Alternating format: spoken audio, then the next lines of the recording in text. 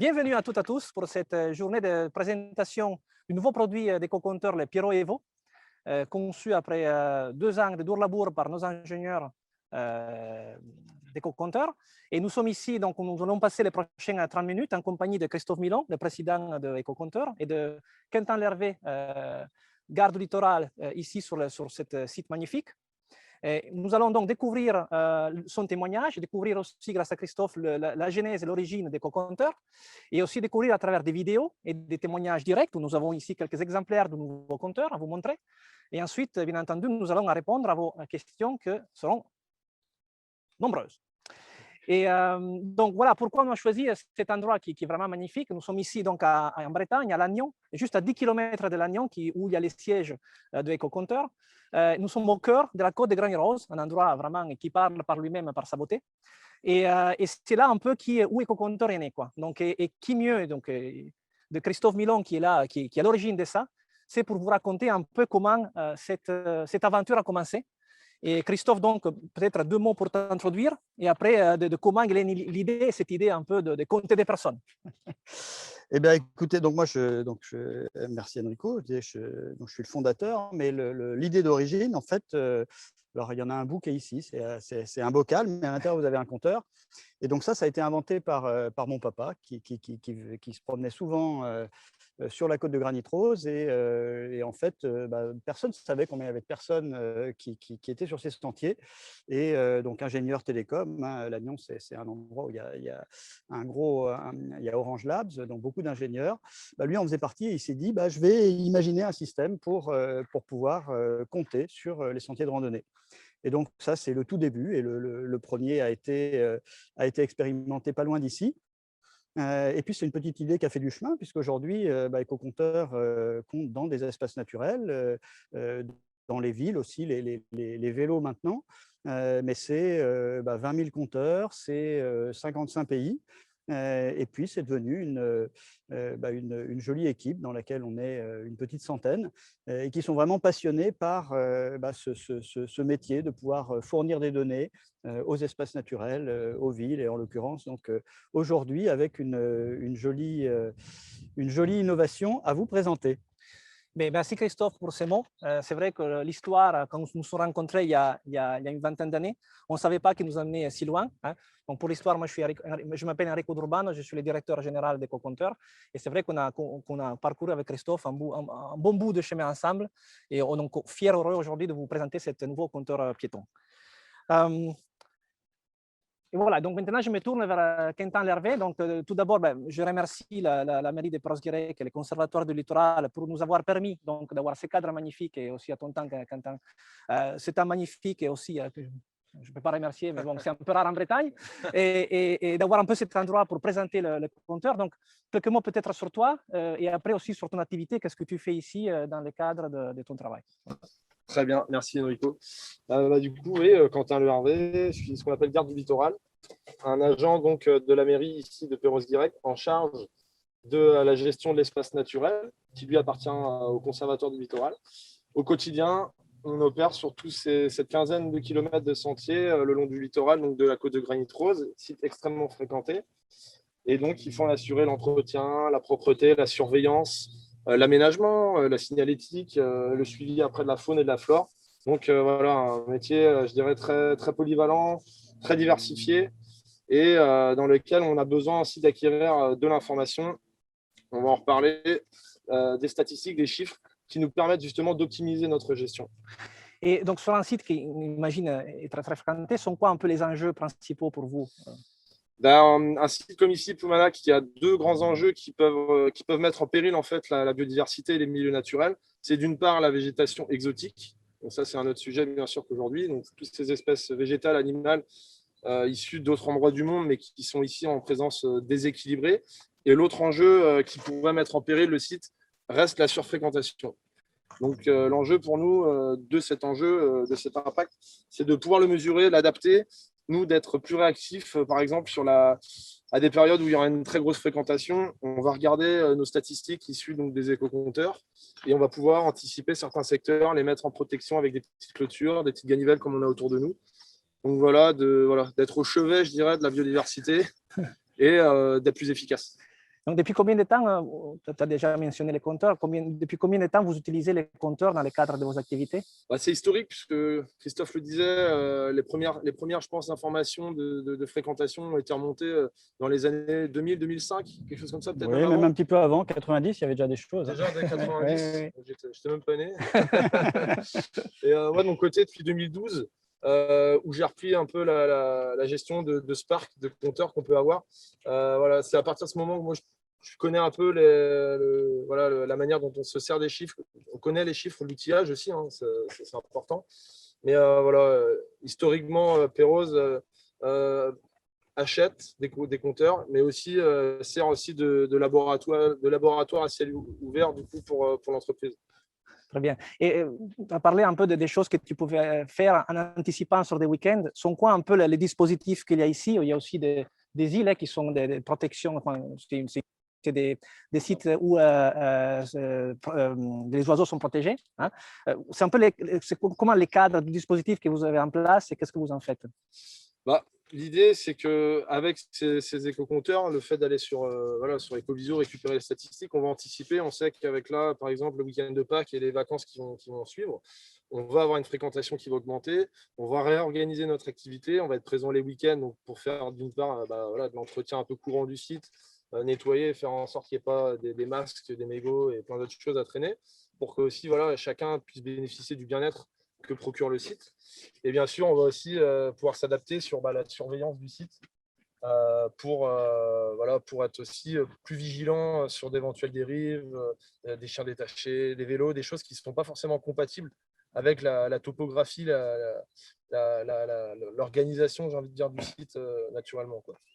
Très bien, donc rendre l'expérience des visiteurs la plus meilleure possible et aussi prévenir et faire en sorte que tout le déroulement ça se passe bien et que la flore soit protégée. C'est exactement ça. Je pense peut-être que même à l'époque, ton papa Christophe a connu le site autour de nous. Par exemple, ici, il n'y avait plus de végétation, il n'y avait pas ce chemin tel qu'on le connaît aujourd'hui. On pouvait aller vraiment où on voulait. Et finalement, le fait de commencer à canaliser les choses, je pense aussi les premières données de fréquentation ont dû servir aussi à inspirer les choix qui ont été faits en matière de réhabilitation. Et aujourd'hui, justement, ça nous permet aussi de nous dire, voilà, on sait ce qu'on risque si on ne mesure pas, si on n'arrive pas à maîtriser, en tout cas sur les choses sur lesquelles on a un levier d'action, ça nous permet de maîtriser cette fréquentation. Et ici, nous sommes sur un des sites un peu les plus fréquentés de Bretagne. Oui. C'est quoi un peu les macro-chiffres, les tendances que vous avez comme tu dis, Enrico, il faut compter, ici, on est entre 850 000 visiteurs par an, au moins sur les points ici prioritaires à proximité du phare de Menruz. 850 000 visiteurs, voilà, ça fait quand même beaucoup de monde pour un espace naturel qui en gros fait 78 hectares. C'est quand même pas très élevé. Donc, voilà. Super vu. Non, et aussi, ils sont 850 000 visiteurs qui sont quand même assez concentrés sur des périodes, l'été ou des vacances de Pâques qui sont… Oui, tout à fait, oui. C'est vrai, le mois d'août, qui est le mois le plus fréquenté de l'année, il faut compter environ 100-120 000 personnes sur le mois, sur 31 jours, sur un sentier qui fait la partie principale, on va dire 3 à 4 km, un sentier de 1,50 m de large. Ça fait un plan de charge assez costaud, quoi. Et qui du coup, il faut être réactif, justement, le fait de connaître nos profils horaires, les jours, les heures. Derrière nous, on va anticiper sur notre gestion et je pense qu'on est efficace. Ok, très bien. Et là, aujourd'hui, on est là pour présenter le nouveau produit. Tu as connu un peu les séries historiques. Après, on va dévoiler un peu on va dire, tout de suite après, on va présenter, dévoiler le Piro Evo. Pour toi, c'est quoi un avantage ou le principal avantage que tu as vu, même si tu n'as pas un recul encore de 2-3 ans, mais voilà, sur quelques semaines, mois d'utilisation, c'est quoi ton recul? Je dirais déjà, nous, sur la sensibilité qu'on peut avoir, c'est que dans la manière d'aménager le site, il faut que ce qu'on réalise, qu'on aménage, soit le plus léger possible, le moins impactant pour les sols, pour les milieux naturels. Moi, ce que j'ai vu tout de suite avec le Piro Evo, c'était le fait que tout est intégré dans le poteau. Donc l'emprise finalement du système, c'est simplement une section de bois d'une dizaine de centimètres sur peut-être 6 d'épaisseur. Et on n'a plus besoin d'implanter le petit regard souterrain qui avait besoin avant.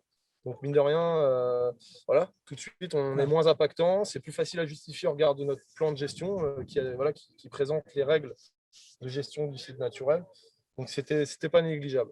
Et le système dans sa finition, je pense même dans sa sécurité, vis-à-vis éventuellement des graffitis, des choses comme ça, je l'ai trouvé en tout cas plus affiné.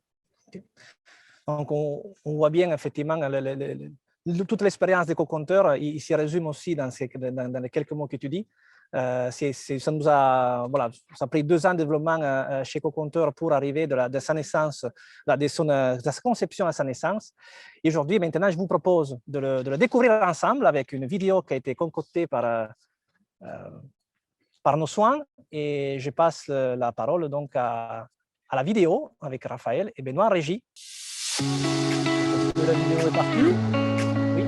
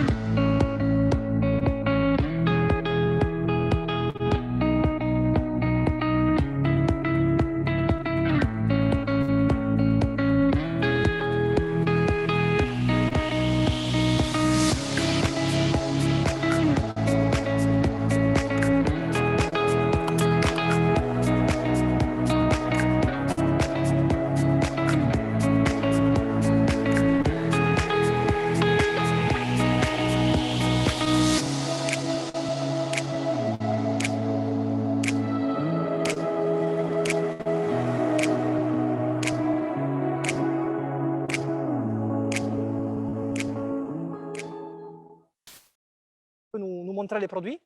Qu'est-ce que tu peux nous dire? Donc, le produit, vous en avez un ici.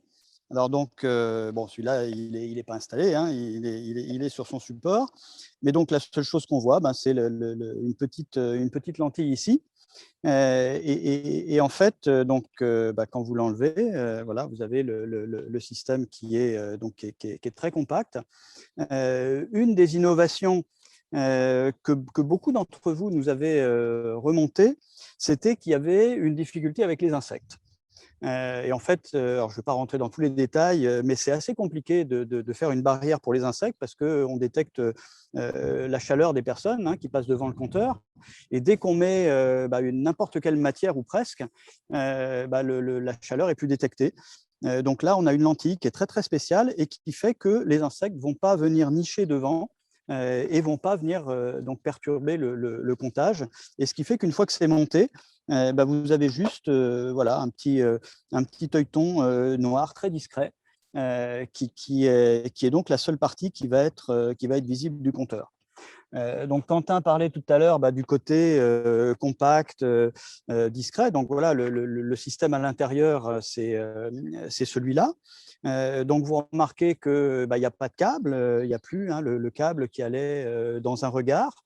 On a vu que c'était aussi des sujets qui pouvaient amener à des problèmes de fiabilité. Est-ce qu'ils étaient rongés? Est-ce que ça pouvait éventuellement moins bien vieillir dans des environnements très agressifs? Et donc l'idée, ça a été comment est-ce qu'on peut faire quelque chose qui est vraiment dessiné pour durer, pour être extrêmement robuste, extrêmement fiable.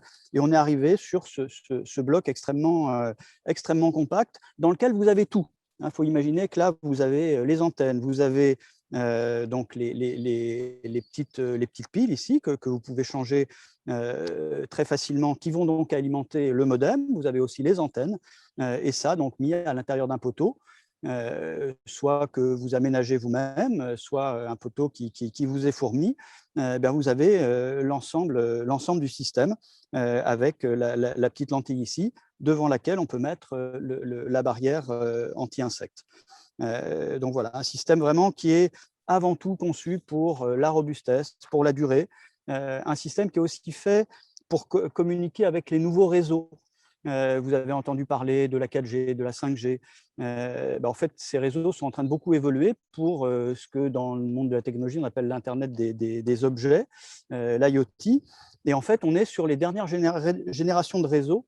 Et ce qui est intéressant, c'est que ça utilise les réseaux habituels, mais avec une extension. C'est-à-dire que comme on fournit, on transmet des toutes petites quantités de données, les réseaux peuvent doubler leur distance. Donc, en fait, c'est comme si on avait 2 fois plus de réseaux que les téléphones portables actuels. Donc, en fait, on va pouvoir en mettre dans beaucoup plus d'endroits en ayant la connexion qui fonctionne. Donc, ça va être un énorme avantage parce qu'il y a des endroits qui, jusqu'à présent, n'étaient pas accessibles au réseau, qui vont le devenir. Et à propos de ces réseaux, il y a aussi une chose qui va être vraiment intéressante, c'est qu'en fait, vous avez aujourd'hui les données 4 fois par jour. Donc, si vous voulez savoir ce qui se passe pendant des journées où vous savez qu'il y a une fréquentation qui est un petit peu forte, vous avez accès à cette information-là. Et il y a des possibilités de faire plus. Et ça, c'est aussi quelque chose qui est assez incroyable dans ce qui a été développé par les ingénieurs, c'est qu'en fait, on va pouvoir faire des mises à jour à distance. C'est-à-dire que demain, si on veut pouvoir adapter les systèmes pour qu'ils puissent communiquer quasiment en temps réel, toutes les 2, 3, 5 minutes, en fait, on va pouvoir, dans une génération qui va arriver très prochainement, on va pouvoir mettre à jour à distance pour les clients qui auront souhaité avoir cette option-là, et savoir quasiment en temps réel quel est le niveau de fréquentation. Et on a vu avec évidemment le Covid qu'on souhaitait mieux réguler, mais c'est une problématique qui est remontée par un certain nombre de personnes de garde du littoral par rapport à de la protection de l'environnement par rapport à des espèces sensibles. Il y a des moments où on ne souhaite pas qu'il y ait trop de fréquentation, on souhaite pouvoir le surveiller à distance. Demain, c'est des choses qui sont possibles, et demain, on prévoit d'avoir ces possibilités là dès cet été. Donc, c'est vraiment un matériel avec beaucoup de nouvelles possibilités et des possibilités évolutives, puisque à distance, on saura amener des nouvelles fonctionnalités. Et très bien, Christophe. Donc, c'est vrai que la partie de transmission à distance est très importante. Après, nous installons aussi des fois les compteurs dans des sites un peu éloignés où il n'y a pas la couverture. Qu'est-ce qui se passe dans ces cas-là? Alors évidemment, c'est vrai qu'il n'y aura pas la couverture tout de suite. Donc il y avait déjà Echolink qui a été utilisé. Alors là, il y a une nouvelle version d'Echolink. Donc en fait, quand vous allez venir sur le site, vous pouvez relever. Et nouveauté intéressante, qu'un certain nombre d'entre vous disaient, bon, c'est bien, mais j'aimerais bien pouvoir utiliser mon iPhone et pas seulement mon smartphone Android. Et ça y est, c'est possible, c'est un système qui fonctionne avec tous les types de smartphones. Donc, vous pouvez relever les données, mais évidemment, vous avez accès à tous les réglages. Vous allez le découvrir, c'est vraiment un système pour régler, pour paramétrer, qui est hyper simple. C'est un concentré de technologie, mais l'idée, c'est que ce soit super facile à utiliser. C'est pas, vous l'avez entre les mains et quasiment instantanément, vous comprenez ce qu'il faut faire. C'est vraiment très facile. C'est aussi l'idée du logiciel, que ce soit très facile à utiliser. Donc, c'est vraiment de la technologie au service d'un besoin très, très simple. Je veux savoir combien de personnes dans mon espace naturel.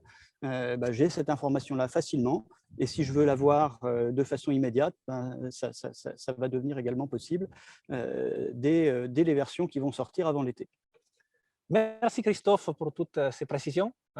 Donc avec la vidéo et les témoignages et voilà, la manipulation du compteur, vous avez pu voir un peu tout ce qu'il disait Quentin, la finesse, pourquoi le produit est plus fini. C'était vraiment un produit qui était conçu grâce au retour utilisateur et l'expérience qu'on a pu cumuler sur dans les dernières 15 ans. Et maintenant, je passe la parole à Raphaël parce que je pense que cette présentation a suscité plein de questions. Donc, le plateau est à vous et à Raphaël pour gérer les plateaux de questions-réponses. Peut-être une version. Alors, vous voyez donc le cœur du Pyro Evo. Et en fait, on a une version qui s'appelle la Pyrobox. Donc, en fait, il est mis dans une boîte très compacte, très solide. Et ça, si vous avez besoin de le mettre donc, sur un poteau, alors en espace naturel, ça ne va pas fonctionner partout, évidemment. Quand c'est dans un poteau en bois comme ça, c'est plus discret. Mais si vous n'avez pas, si ça ne correspond pas à au lieu où vous voulez l'installer, bah, vous avez cette boîte qui vient se mettre sur n'importe quel poteau et qui va fonctionner également, et là qui est extrêmement résistante. Hein. C'est fait pour que si quelqu'un tape dessus un peu fort, et ben, ça va résister quand même. Où est-ce qu'on en est sur les questions? Voilà, et donc Il faudra la répéter, parce que je ne sais pas si on entend la différence entre le nouveau et l'ancien. entre la nouvelle version et l'ancienne version. Christophe, voilà, c'est quoi Eh ben, alors, différence entre l'ancien et le nouveau. Donc, vous aviez en fait un capteur initialement avec un fil donc, qui descendait le long à l'intérieur, par exemple, du poteau, et on avait besoin de mettre un regard à côté. Et comment dire, donc vous aviez les éléments qui étaient séparés. Donc ça, c'est une première différence de configuration qui permet de faire quelque chose de beaucoup plus robuste. Une autre différence, c'est que vous aviez forcément une seule donnée par jour et qui arrivait la nuit. Là, aujourd'hui, il y en a déjà 4 et dans un délai quelque chose qui va venir dans les semaines, les mois qui viennent, on pourra avoir les informations qui arrivent de façon beaucoup plus fréquente. Et puis, il y a également cette barrière anti-insectes qui n'existait pas, qui était quelque chose de très compliqué et qui fait qu'aujourd'hui, bah, vous avez donc cette petite lentille qui vient protéger des petites toiles d'araignée ou tous les petits insectes qui peuvent venir nicher à l'intérieur. Et, pardon?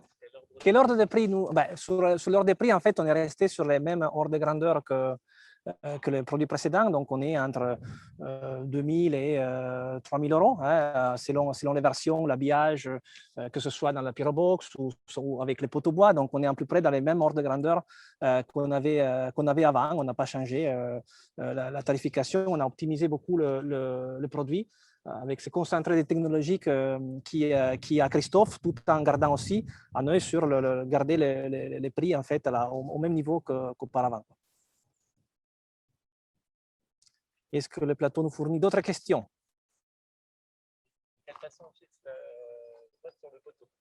De quelle façon on fixe la Pyrobox sur le poteau, Christophe? Alors bah là, il manque un petit bout derrière. Hein. Normalement, ici, vous avez un petit système métallique et en fait, avec un seul serflex, alors bien costaud. On a les accessoires ici, formidables.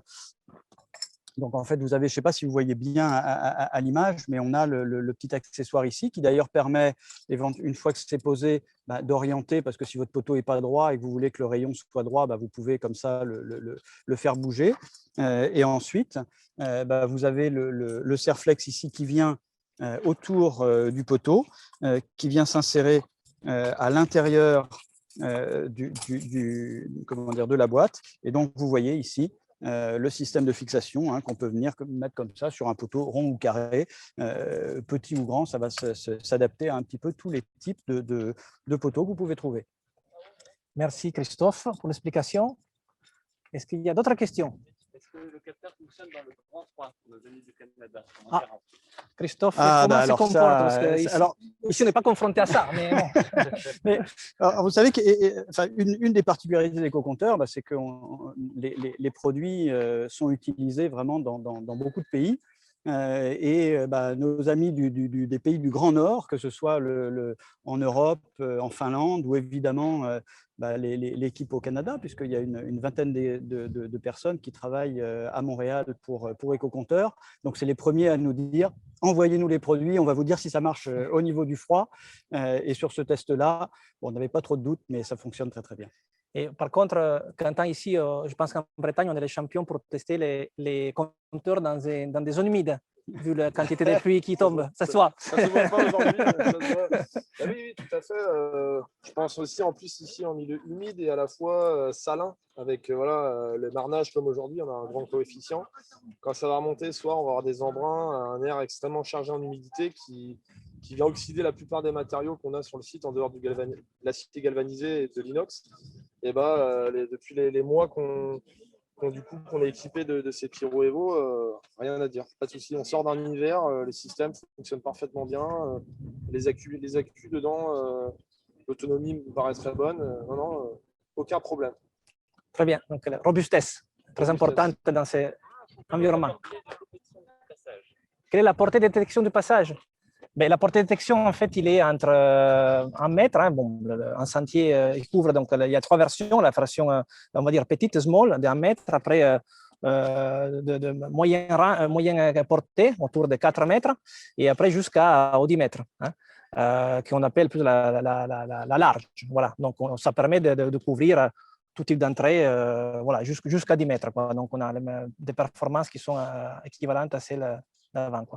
Et bien entendu aussi, on peut toujours, hein, avec cette version-là, on ne change pas une machine qui gagne.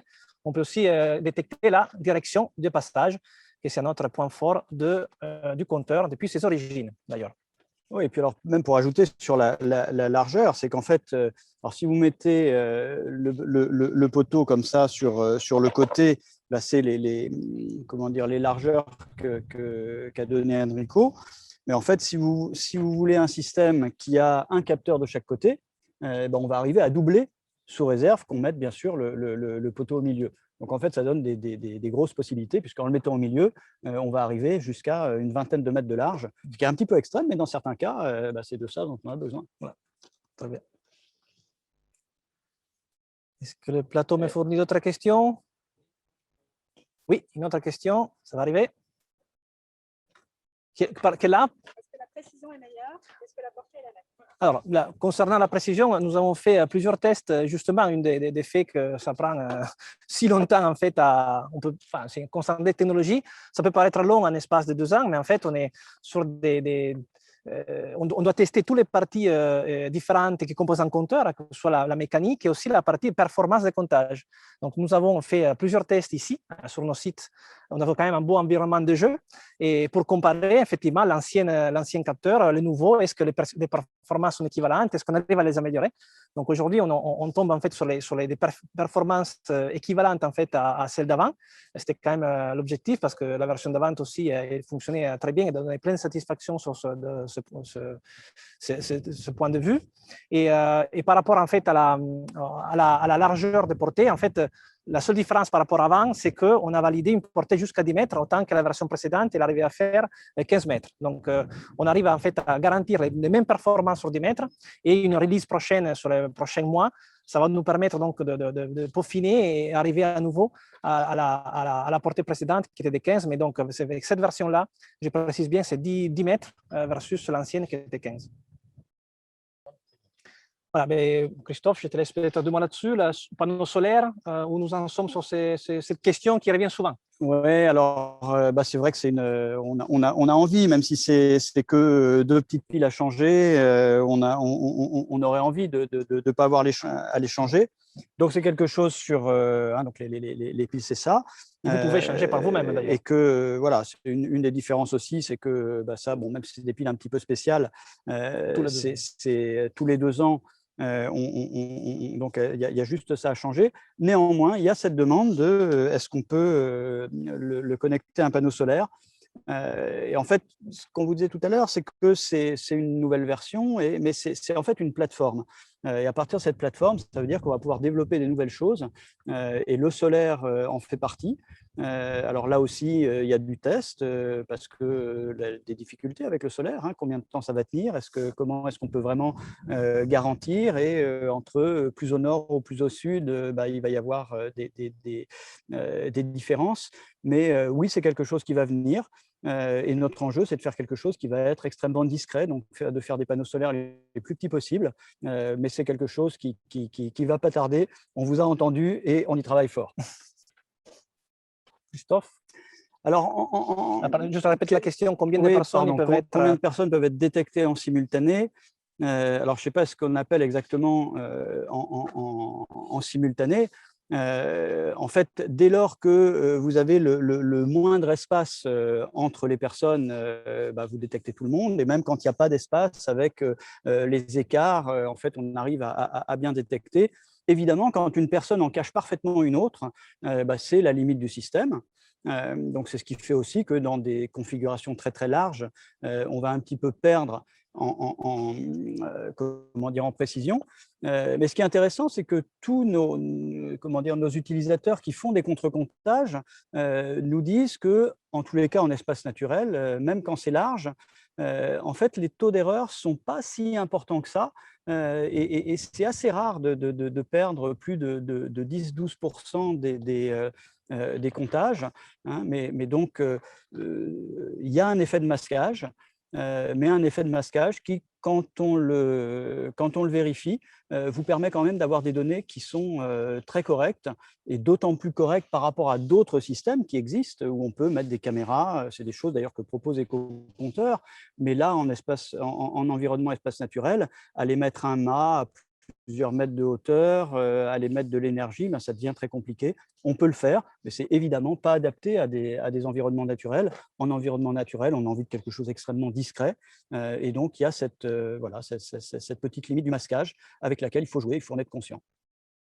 Les coûts récurrents, ben, on a comme la version précédente, cela n'a pas changé. Ça coûte donc 300 € par compteur et par an, toujours pour la transmission des données, l'utilisation du logiciel et le système d'alerte qui vous avertit en cas de dysfonctionnement du compteur ou d'un dysfonctionnement, une alerte terrain. Hein. Ça peut être, des fois, il y a une interruption donnée par des flaques d'eau, par des choses comme ça. Donc, ça permet aussi de mettre en exergue ce genre d'aléas terrain. Voilà, donc ce pack de 300 € par compteur et par an, voilà, ça comprend l'alerte, la transmission et l'utilisation du logiciel. Et les piles aussi, on a dit, ben, il les a Christophe dans la main, voilà, on les change tous les 2 ans. Et voilà, et ça coûte 20 € en fait à les changer, et vous pouvez le faire par vous-même. Donc, si vous n'avez pas la transmission, effectivement, ça reste des coûts d'exploitation qui sont pratiquement inexistants, quoi. Voilà. C'est des piles un petit peu spéciales, hein. Elles coûtent un petit peu plus cher, mais ça reste raisonnable, parce que il faut savoir que c'est une technologie qui a été conçue pour partir dans des satellites. C'est ce qui fait qu'elle dure très longtemps sans perdre d'énergie. Mais aujourd'hui, c'est plus dans un pack qui est livré par Ecocompteur. C'est vraiment des choses qui peuvent s'acheter chez des fournisseurs un petit peu spéciaux, où on peut évidemment vous les fournir aussi, mais en tous les cas, c'est beaucoup plus petit, parce que c'est aussi un système qui consomme beaucoup moins d'énergie qu'avant. C'est une des innovations qui a été apportée sur le système. Eh bien, merci Christophe pour cette dernière réponse. Je remercie Quentin pour son temps et son explication très claire de l'utilisation des compteurs. Hein, donc, un plaisir. Et j'y repense aussi, on parlait des insectes tout à l'heure. Moi, je vois aussi l'avantage face aux dégradations, malheureusement, qu'on peut avoir sur des sites du conservatoire en général, des fruits qui étaient insérés dans l'orifice. Des fruits. Des fruits, des prunelles, des mégots. Okay. C'est déjà arrivé, hein, des cellules qui sont en polycarbonate, qui sont un peu fondues avec des mégots. Là, ce que je vois aujourd'hui, c'est que voilà, c'est une réelle barrière physique, une intégration qui va limiter sérieusement, je pense, les dégradations de ce type. Et donc les pertes de données. Et les pertes de données. Merci Quentin pour tes mots de fin. Je te remercie encore. Aussi, à nouveau, je tiens à remercier la mairie de Perros-Guirec et le conservatoire du littoral pour ce cadre magnifique, et aussi pour le bouton. Hein. Et voilà, je vous remercie aussi à tous. Et Christophe, à toi le mot de la fin. Oh bah, non, mais écoutez, merci de nous avoir suivis jusque-là. J'espère que vous avez pris plein de choses. Et puis, écoutez, on espère vous revoir sur des formations sur le produit, sur le logiciel, et puis échanger avec vous, et puis savoir qu'est-ce que vous allez penser de ce produit pour continuer à l'améliorer et amener des optimisations, parce que c'est un cycle sans fin et on est vraiment aux côtés des espaces naturels pour fournir les meilleurs outils possibles. Merci à tous.